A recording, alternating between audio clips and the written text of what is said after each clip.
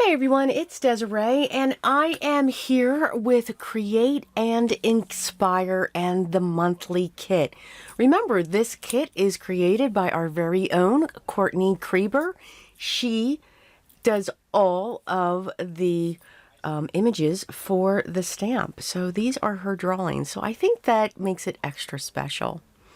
So as of right now, midnight, this kit is available and open to everyone, whether you're a member or not. If you are a member, you do receive 10% off. So if you want that discount, make sure you become a member first, and then you will receive your discount. So let's look at what's inside. You get some glossy accents. You get this snow marker by Marvy. I was having way too much fun with this. I'm just saying, I think I was having so much fun with it, I think I clogged it up. So I'm actually going to open this up so that we can play with it, so that you can see how exactly it works. But don't forget, you also get your treat, which you saw in the beginning, and of course it's a candy cane, and I love my candy canes. I'm still on my diet. And yeah, it's amazing. So as my hand is violently shaking there, yes, you must shake it well. And then it does not take much for it to prime. What I have found with this pen, the more products that is down, when you heat it, the better it puffs. Now, don't get carried away, because you know that I did, so that's why I'm telling you, don't get carried away. Let your heat gun get really hot, and you can just see it just foams up, it bubbles, it just does all of these awesome things. So it looks really cool. Now, if you push on them, yes, they are spongy, they will flatten out, but it's a fun product. You will also receive 5 pieces of 6x6 pattern paper. Now remember, there's always an add-on that she does, and that is an add-on of the 6x6 paper pad, which of course I will show you. You get these beautiful stickers. These are snowflakes, and they're vellum. So that's something that's really cool. And these are by Sticko. So yeah, once they go onto paper, it'll take on that color. You will get a piece of the Holly Berry Pearl cardstock, the Holly Berry Glitter cardstock, white pearl cardstock, white glitter cardstock. Now, know that they are a different size. I believe they are 8 by 11.5. So, of course, I don't have that in front of me to confirm that. And then you get your 6 by 8 North Pole stamp set. And it is her. This stamp set is just great. And what I love is it does challenge me to create scenes, which we all know I have just so much fun with. Here is your paper pad. That is an add-on. So these are the pattern papers that you will get. So you'll get a green, a red pattern, and then you get a red glitter cardstock. You'll get a green and a green glitter cardstock. So those are all, so you'll get this color of cardstock to the pattern paper as well. Remember, that is an add-on that you can purchase separately. So let's get started on the first card. So what I'm doing here is I fell in love with the North Pole that was in the stamp set. I just thought it was absolutely adorable. So I'm going to stamp that off to the side. Now, one of the things that I have learned when it comes to my videos is, 1, they are long. 2, I am Gabby, and 3, I will show you what not to do. This is what I've learned. So when it comes to the concept of masking and creating a scene and putting your background, I do it backwards all the time. It's just something that I have learned. So I've stamped my image. I made sure I put down my sentiment. I'm coming in with my Prismacolors colored pencils, and I'm coloring in the North Pole. So of course I'm using some reds because I want to make it look like a candy cane, because that's what I saw was the candy cane. And I'm going to color in the the sign itself into a shade of brown. Now, I do apologize. I did not zoom in for this, but for these videos, I do try to keep all the coloring that I can in. I know you guys enjoy that, especially if I do use the colored pencils. Most of you know, if you've seen my videos before, colored pencils are kind of my medium of choice. I'm a fan of alcohol markers, and Courtney helps to challenge me in that, but I think I found a way to work with my alcohol markers. So I'll still continue to practice with them, but I do gravitate to the colored pencils. For some reason, it's a comfort zone. We all have our comfort zones, right? So colored pencils are definitely mine. So I have that filled in, okay? Of course, now I'm going to mask that image. Now, the reason why I'm laughing is mainly because I put the colored pencils down. Colored pencils are wax-based. Oh, I was really hoping and keeping my fingers crossed that the mask was going to stay in place, because there's a couple things that I'm doing, all right? So I just kept on praying. So I should have masked it first, then did everything that I'm doing now. So I have 3 colors of Gina K inks. I believe I have sea glass, powder blue, and I'm looking at my sheet. I have absolutely no idea. I believe that's blue denim. And I just stamped using the snowflakes. So I've got them going all over the place. Now, I'm going to come in with my oxides, tumbled glass, and faded jeans. And again, I'm keeping my fingers crossed that this mask is holding, because that wax could maybe not allow it to stick. So I really didn't want that to shift, because again, I got all my coloring done. So here I'm coming in, I want the tumbled glass towards the bottom, because that's where my glow is going to come off. I'm not putting a moon on this or any stars. So I wanted the glow to come from the bottom. Because now what we're going to add, and I'm just kind of blending out that tumbled glass, I want to use the pen. I had to use the pen. I had to play with the pen. I really wanted to play with the pen. Now, what's really awesome, I'm actually looking at the cards now that I did, and I'm pushing down on that. It's really spongy. It really, it bounces back. So this will travel very well in an envelope. But remember, it is going to add dimension and texture. So I don't know if it will add more postage. I don't know what that will do. But it's really kind of cool, guys. It's really cool. Absolutely cool. I'm just saying. So heat tool, you can see it puffing.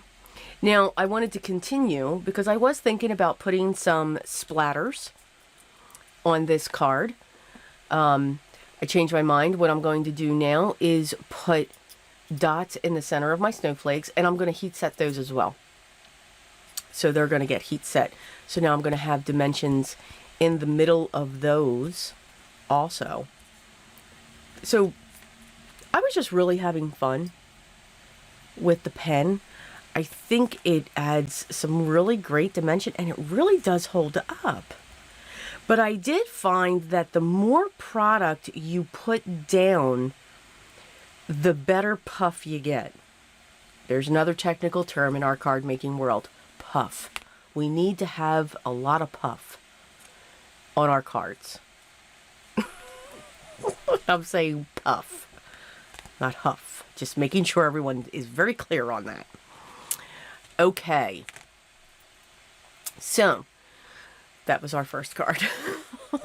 So for our second card, this is where I'm going to create a scene. I always try to do one of the cards. I make 5 cards with her kit, and I always do one, I guess you could say, in her honor. To inspire me to make a scene. So, whatever you want first to be in the front of your 1-layer scene, you want to stamp that first and then put the mask down. And then whatever you want to be second in the view, you want to stamp that and then put a mask down for that. Now the masking paper that I'm using for these cards is, wow, what a glare on my hand there. The sun was definitely coming through now, wasn't she? I am so sorry about that. Courtney actually got me hooked on this, is the Simon Says masking paper. I think it works really well, and I've become a really good fan of it. I'll be honest, the one thing that I don't know, I know the Gina K's holds up to a lot of stamping. I destroy my masks, so I couldn't tell you if Simon Says does. I'm being honest here. So because I wanted the trees way in the back of the Santa's workshop, I stamped those last and made sure that my mask was down for that, for the Santa's workshop. Now I am keeping all of my masks in place, but what I am going to do is put down a strip of Post-it tape, because I do want there to be a horizon line, so to speak, where, you know, you've got the ground and then you've got the sky that's coming in. So that's just going to give me the straight line. Again, I'm coming in with my tumbled glass. I'm coming in with my faded jeans, and I'm using my makeup brushes. All right, I also, again, for my oxides, I do have the set of makeup brushes. I think I got them from Amazon. Excuse me. Yes, you are seeing it correctly now. I am putting just a little bit of black soot on the top, because again, that helps to give me the dark color for a night sky. I will add that because in my opinion, the black soot oxide really isn't pure black. It's not like the ink. It's got a very heavy gray tone. So I can relate it to like a C5 in Copic, or C7 in a Copic. Excuse me. So now I'm removing my masks, and you can tell how gingerly I'm doing that. This is why I cannot tell you how many times I can stamp with them.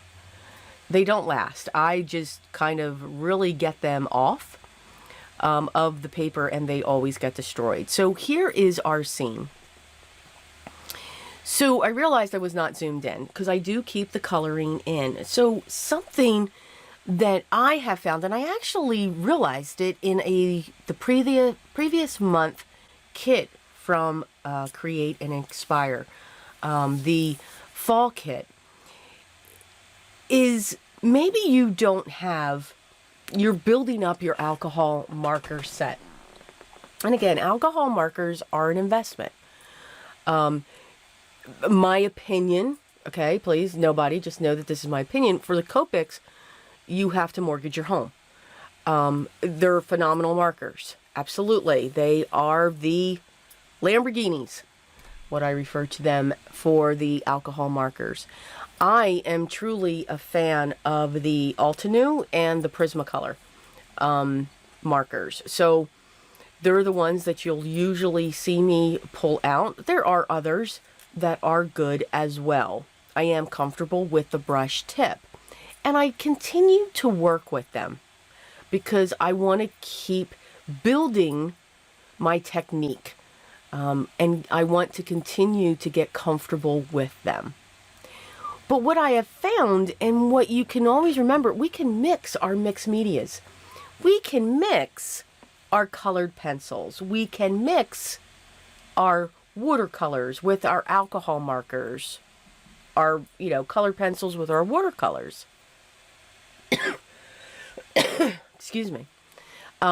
So keep that in mind. So if you don't have your full collection, but you have the base colors, you know, maybe you only have 1 or 2 layers, that's okay.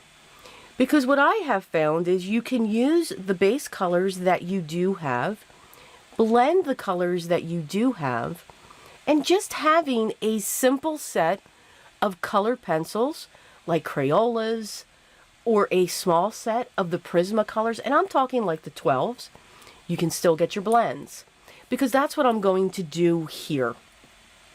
I'm actually, now that I have my base colors in, I'm actually going to pull in my colored pencils. The colored pencils that I am using here are actually by Amazon. And I'm really liking them. I've seen a lot of reviews on them, and I was curious about them. These are a great set for a beginner. They are at a wonderful, an absolutely wonderful price point when it comes to colored pencils. So if you're looking for a set to get started with, this is definitely an option as well. There's many options out there. Even just taking a black pen, now in this case I'm using a micron, a 0.01, and I'm just adding some details. You know, lines for the shutters. You could also make them drapes if you wanted to. I'm adding, again, those base colors, and then I'm bringing in those pencils to add the shading when it comes to that, to give the image dimension, to give it, in a way, life, to make it look like it's alive now. It's a building that you're looking at as if you were standing in front of it. And that's the whole purpose of adding your shading, to give it a roundness, to give it the dimension and the texture that you're looking for on that card. So you can see I took care of the windows, I've added those details to the shutters, and then I've added a darker red to the door and those shutters, again, just to give them some dimension and shading. Now I'm going to come in with a darker green, and I'm just adding that, again, keeping a highlight in. Now, I am the type of person, too, that I don't worry about a light source. I do, but I don't. There's a lot of times, my default is the shading is usually on the right because my light's coming, no, the shading's usually on the left because my light's coming in from the right. This, you can see I did the trees very differently. Again, it's your piece. I personally forget about the light source. I don't worry about it. I just say, okay, you know what? I think this would look cute with this shading at this point. It all depends. And I think I get that from a lot of times the image that I'm coloring, and I do apologize for my voice. I have allergies, and boy, are they hitting hard.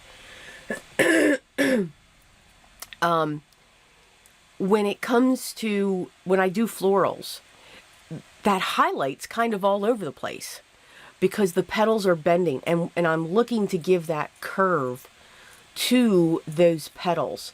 So I'm putting a highlight in the center of it because I want that petal to bend down, or I'm putting that highlight on the tip because it's coming up.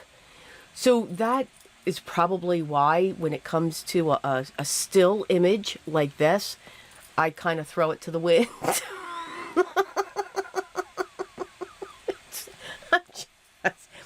Honesty is what you will always get from me. But you can see by putting your base color down and just adding your different colors, even if you don't have them all, you can make this piece come to life. And again, I'm not using too many different colors of colored pencils either. I'm not going into 3 or 4 different shades. I'm just using a darker shade of the color that I put down, and then just using that dark hand along the edges, and then just getting lighter as I come towards the center. Now I could, you know, by putting that shading on the smaller area to the left, if I brought that shading out from the right hand side into the center, that would have made this piece that I'm working on now come out further. It all depends on how you work that shading. All right, and you'll see it. You'll see that as you're putting this together.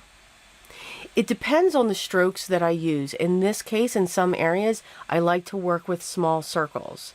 Sometimes I'll use long strokes back and forth.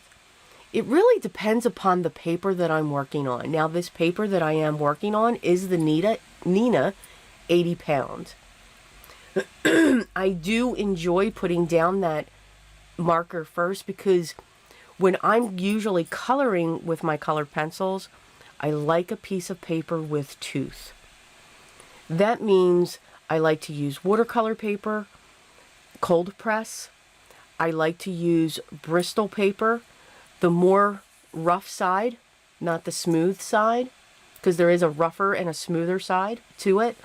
And my favorite is the Mixed Media by Strathmore. Here comes the blizzard. I'm just saying.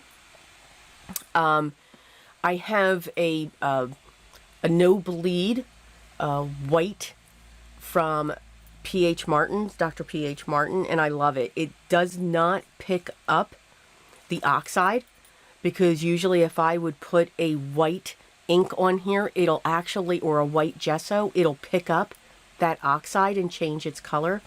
That P.H. Martin's does not. And it's awesome. So I put the blizzard on there. I mounted it onto a piece of the pattern paper to make it look like a candy cane in the background. And I put it on my standard A2 size card base, which is 4 1/4 by 5 1/2. And it is a side folding. Okay, so on to our next card. So I'm going to be making a 4x4 card on this one. And this is actually my favorite cardstock, and I'm calling it cardstock. It's actually Mixed Media paper by Strathmore, and it comes in tone tan, gray, and blue. If you've seen some of my previous videos when I use my colored pencils, I'm always using this paper. It doesn't feel like it's got a tooth, but it's got a wonderful tooth. So I stamped the Snowman because I think he's absolutely adorable. And then I stamped the Merry Christmas in Red Velvet by Gina K. Now I'm going to change that because of course it changed. So, because again, I did things backwards. I don't know why, but I do. So you can see that I'm coloring. I'm just adding a hint of white to the Snowman. I'm okay with that brown coming through. I just want the hint of that. And then through the white, I'm adding a little bit, not Brit, of a pale blue. Again, just to help with the shadow, instead of making the white darker and adding more to it, by just simply adding a blue or a gray, that will be able to add your shading for the Snowman as well. Again, think of those colors that you don't think would go together. If you only have a black, using a very light hand, it'll be gray, as long as you have your white down first. You can see I'm really not using all that many colored pencils. The pressure will give you more shades from that colored pencil. So keep that in mind. One color pencil will give you many shades. It's almost indefinite. It all depends on how you put those pressures. For his hat, I am adding a second color, and you can see it's really dark. But by doing that, I then come in with the original color and I add more to that. The lighter hand you have, the more times or ability you have to add color. If you go in at first hand with a heavy hand, you cannot continue to add the pigment. Once you fill in the tooth, what happens is when it's a wax or even the oil base, you filled in those things, it's what blooms. You get that shiny film almost, you'll know. And you will see that you won't be able to add your colors.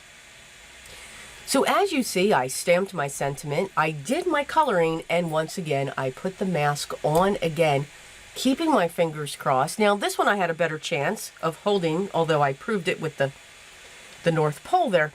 because I did have some of the tan still showing. So the masking paper had a chance to stick.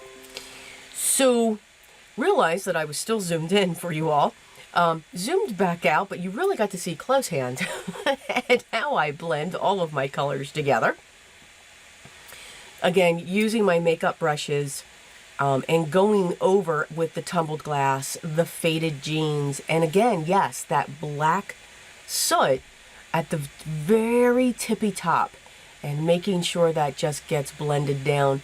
I was able to get the mask off, but the other thing that I noticed was my Merry Christmas. It's no longer red. It kind of went to a purple because of the blending that I did over it. I am coming in with my Micron pen on the side because I had the mask shifted. So the one side of the black lines really got covered up by the oxides. Remember, they're pigment and ink, so there is a level of opacity there. So I just wanted to go over those lines just to make them crisp again. I was debating if I should use my Micron to go over the Merry Christmas and went, yeah, no, not going to do that. Although it probably would have been really interesting if I just outlined it. I think of that now. Yeah. Should have done that. So, doing the daring thing, as you can see, I used my pen as well. Obviously, I wasn't filming that, but I did get the pen on the ground and on the hat and the little tiny end of his hat as well. So I very carefully lined this up, and we're going to stamp it a couple times. Now, I was using my Gina K Amalgam, not the Obsidian, but the Amalgam. It is my favorite ink. I know it's no longer available. I know. So I came in with my VersaFine, and that just covered it. I am off a little bit. I'm okay with it. It kind of makes it stand out. I've got this strange purpley red background going on with it. And again, we're going to have the snowstorm come in. I love the effect of the snowstorm. I think it looks great. A tip though, before you put the snowstorm in place, put it onto your card base. Or else you'll have to wait forever for it to dry, and I'm impatient. Now, what I did was I cut a piece of black cardstock just to outline that, because again, he's outlined in black. The sentiment is now in black. That thin line of black frame around it really will make that pop even more. It'll change the look of it. I was going to put the blue glitter like you saw. I very quickly pulled that off and changed it to the white glitter. And it just changed it. I liked the blue, but the blue was a cooler blue than really the warmer blues that I have going on in there. My eye told me that. I just saw it, so that's why I made that change. For our next card, we are going to do, which is our fourth, we are going to do some embossing. Matter of fact, that's all we're going to do on this, is a lot of heat embossing. So I grabbed my sentiment and my clear ink by Simon Says. And of course, I love the sentiment, may you be spoiled this Christmas. We should all be spoiled every day and for any holiday. Agree? I'm just saying. We should always be spoiled. So once I had that set, now I'm going to put some of the presents down. So I've got 3 of those down. And what I'm going to do is heat set this. So I'm going to get these set. And once they're set, I'm going to put some masks down. And then once I have those masks down, I'm going to keep stamping the image of the presents. Now, what's really cool, you have a lot of options of what you could have done to continue on this card. Now, again, using one colored pencil, it could have been a brown, it could have been the gold, it could have been the white. Any color that you would have wanted to put in, you could have just added the shading to each of these presents. If you wanted to pull in an alcohol marker, pull in one of your grays.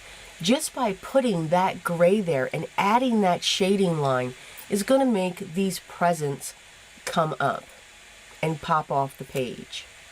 I had another idea in my head. Now you can see as I'm putting these masks down, they are sticky. There is a low tack adhesive on there. So as I'm removing these, and if I'm putting my embossing powder on top of that, it is being picked up on the other presents where I have the masking paper. And that's okay. I'm just using a dry brush that's specifically for my embossing powders, and just to clean that up so that I don't have those little speckles within the presents. And that's okay. I made sure, yes, that I did have an odd number, because I work in odd numbers when it comes to this. So I have it coming up a little bit. And now, of course, for those of you that know, me and Bose, we don't get along, but this was going pretty well. Of course, for something that I don't get along with, the bright idea I come up with is to create 7. Yes, 7 bows. And here they are, because it was a long time getting to these 7 bows. And that's what I added to that card. I just added those 7 bows using some glue dots to the tops of those presents. For the last card, let's do a shaker. Gotta do a shaker. So I wanted to do a silhouette look for it. So instead of using the clear, which you can certainly do, using a piece of clear acetate or packaging, I used a piece of vellum. Now on the card base, so I've got that prepped with my double-sided foam tape that is doubled. So I have that sitting aside. Yes, of course, I have my center panel cut out on an angle. It's not perfectly in there. And now I'm playing with these beautiful stickers. Now, Courtney did a card where she just put these stickers on a piece of white cardstock, and it's absolutely gorgeous. So she kind of inspired this for me. But again, I loved the softness of it. So putting those there, now I'm diving into my Pretty Pink Posh silver gems, and I'm putting gems in the center of these snowflakes. Choosing different sizes and having them just sit there. Not going off the snowflakes. I've put down some sequins, and now I'm going to put this panel right on top. And I only put a few. I didn't want too many in there. You can hear me shaking it because you always have to shake a shaker card. But by having those gems in there, it kind of acts as a bumper. So they'll go in different areas. By using the vellum, I created a silhouette. So you just see the faint, you don't see it too well on the camera. It looks like you can hardly see anything. But in real life, you really do see the silhouettes of the sequins and of all of the snowflakes that are back in there. I did use the white pearl cardstock from the kit, and then I was able to stamp ho ho ho down on the bottom because of course I forgot to stamp my sentiment. So everyone, I hope you enjoyed the 5 cards that I created from the Create and INKspire November kit. It does have a beautiful Christmas theme to it, and I'm sure it'll be an item that you use for your Christmas cards for this season. So please make sure you check out Courtney's video as well. I'll make sure that I link that down below, and anybody else's. Again, this is now available at the time that I am showing this, which will be midnight on the 10th of November, Eastern Time. The kit is available and open for sale. If you are a member, you will receive 10% off.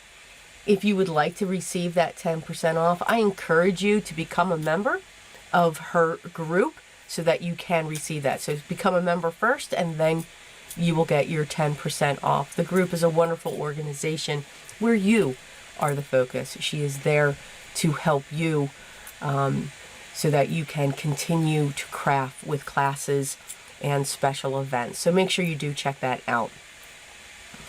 I will have the link to her website. If you're not a member, that's fine. You don't have to be to purchase the kit. Just click on that link down below and that will take you to her website so that you can see this kit, other kits that are still available, and also the add-ons as well that are still available. If you have any questions, make sure you leave those down below, and I'll make sure I get back to you as soon as I can. And if I'm not quick enough, I know Courtney helps me out and keeps an eye on those. So if you have any questions regarding the kit or anything else, one of us will be able to answer that question.